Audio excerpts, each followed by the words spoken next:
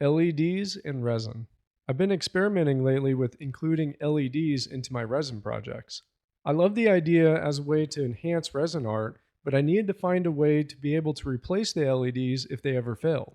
What I came up with was using resin to channel the light from one location to another, similar to fiber optics. I drilled two holes through the live edge down to the base where the LEDs will be routed in and installed flush. The light then will be cast upwards towards these resin icebergs that will be placed in later. I then filled in those holes with clear resin so that the light went dim shining through it. This is just a concept piece that allows me to experiment with these ideas before trying to make a table with this design. I used a piece of maple burl wood that I dyed blue because to me it really looked like it could be part of the ocean floor. I picked the wood up from Worldwide Burl, who has a great selection of these exotic slabs, and I plan on getting two similar ones for the table that I'll be making soon.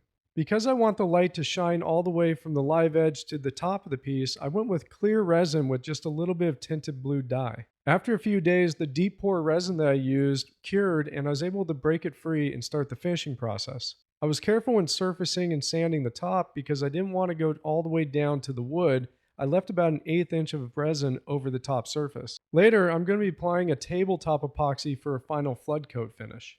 After rounding all the edges so they're slightly rounded, I needed to router in the area where each light would be installed. I ended up finding a round nose router bit that was the perfect width and shape for the LED lights. After sanding all the surfaces to 100 grit, I started to apply the tabletop epoxy. It doesn't take long to apply and gives it a glass-like finish. Using a heat gun, I can make sure that the epoxy is evenly spread out and pop any air bubbles that are stuck in it. I installed the rechargeable LED lights and then it was time to test it. They are really small and low wattage, but I was surprised how much they lit up the resin. The lights came with a remote that had different mode settings and different color options, so I played around with those. I pretty much made this up as I went, and I wasn't sure at all how it would turn out. Because I had only worked with LEDs in resin a few times, I felt that there was a lot to learn working through this project.